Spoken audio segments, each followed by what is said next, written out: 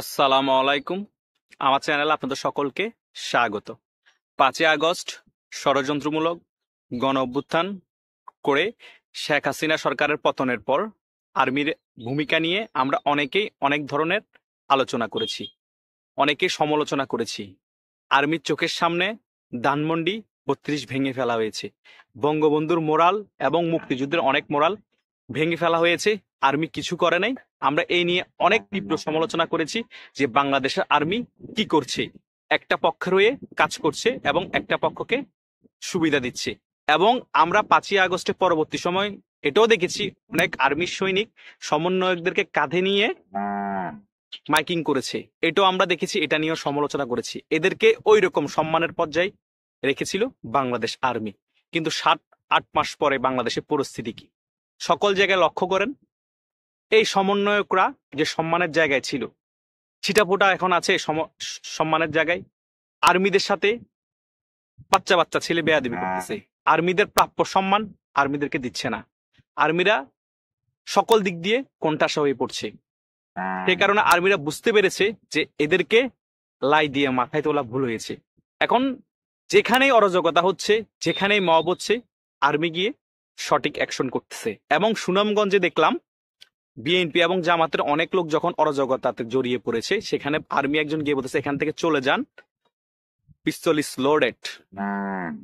মানে তার পিস্তল লোড আছে, আর পিস্তলটা এমনি ইউজ করতেছে না আর্মি।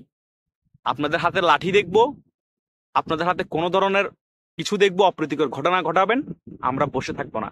সে জামাত হোক, সে বিএনপি হোক, সে আওয়ামী লীগ যে দলেরই হোক না কেন।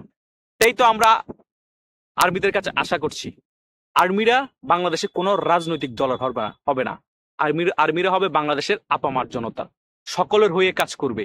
দেশের মধ্যে কিভাবে শান্তি প্রতিষ্ঠিত করা যায় সে লক্ষ্যে কাজ করবে আর্মি। আর বাংলাদেশে কিভাবে একটি সুষ্ঠু নির্বাচনের পরিবেশ তৈরি করা যায় সেই লক্ষ্যে কাজ করবে আর্মি। এখন সেই লক্ষ্যের দিকেই কিন্তু আর্মি ধাবিত হচ্ছে। একটি ইনক্লুসিভ নির্বাচন দেওয়ার জন্য চেষ্টা করছে বাংলাদেশ আর্মি। এবং বাংলাদেশের যে পরিস্থিতি, বেগতিক অবস্থা, সেটাও কিন্তু ঠিক করার চেষ্টা করছে। আওয়ামী লীগের প্রোগ্রাম করবে, আওয়ামী লীগ রাজপথে তাদের প্রোগ্রাম করে জনগণের দুর্ভোগ না করলেই হলো। আপনারা আপনাদের প্রোগ্রাম করবেন, জামাত বিএনপি যারা করেন তারা তাদের প্রোগ্রাম করবেন, জনগণের দুর্ভোগ না করলেই হলো। যেখানে জনগণের দুর্ভোগ হবে, সেটা আওয়ামী লীগ হোক, বিএনপি হোক, জামাত হোক, অন্যান্য দল হোক, সেখানে আর্মি প্রতিহত করুক, পুলিশও প্রতিহত করুক, আমরাও চাই। কিন্তু আওয়ামী লীগ কোনো নিষিদ্ধ সংগঠন না। আওয়ামী লীগের রাজনীতি করার অধিকার আছে, রাজপথে বিক্ষোভ মিছিল, ঝটিকা মিছিল, সকল কিছু করার অধিকার আছে। আর্মি এখন এই বিষয়গুলো নজরআন্দাজ করতেছে এবং আর্মি প্রেশার ক্রিয়েট করতেছে না। কিন্তু বিগত সময়গুলোতে আর্মি এক পক্ষকে টার্গেট করে অনেক হেনস্থা করেছিল, আমরা তার প্রতিবাদ করেছি। এখন আর্মির কার্যকলাপগুলা সার্বজনীন হচ্ছে। এটাই একটা দেশের আর্মির হওয়া দরকার ছিল।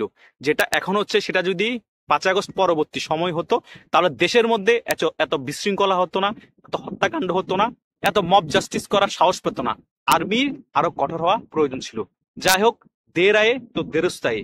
এখন যেসব কার্যকলাপগুলো আর্মি করে যাচ্ছে আমাদের দেশের গর্ব, তাদেরকে আমি স্যালুট জানাই। আগামীতে যাতে এই ধরনের স্ট্রং ভাবে পদক্ষেপগুলো গ্রহণ করে এবং কোন দলকে টার্গেট করে হেনস্থা যাতে করা না হয়, এবং কোন দলের কর্মীকে মিথ্যা মামলা দিয়ে জেলে ঢুকানো না হয়, ঘরবাড়ি ছাড়া করা না হয়। এটাই আমরা আর্মির কাছে আবেদন করছি। কোন রাজনৈতিক দল আপনাদের শত্রু না, আপনারা সকলের প্রতিনিধিত্ব করেন বাংলাদেশে। তাই সকলের জানমাল রক্ষা এবং কাউকে যাতে কেউ হেনস্থা করতে না পারে, মেরে ফেলতে না পারে, সেদিকে আপনাদের সুদৃষ্টি রাখতে হবে। আপনারাই আমাদের ভালোবাসার স্থান, আপনারাই আবার বাংলাদেশকে সুন্দরভাবে বিনির্মাণ করার ক্ষেত্রে অনেক বিরাট ভূমিকা পালন করবেন। আমরা সকল দল, সকল জনগণ আপনাদের পাশে আছি এবং সবসময় থাকবো। ধন্যবাদ সকলকে।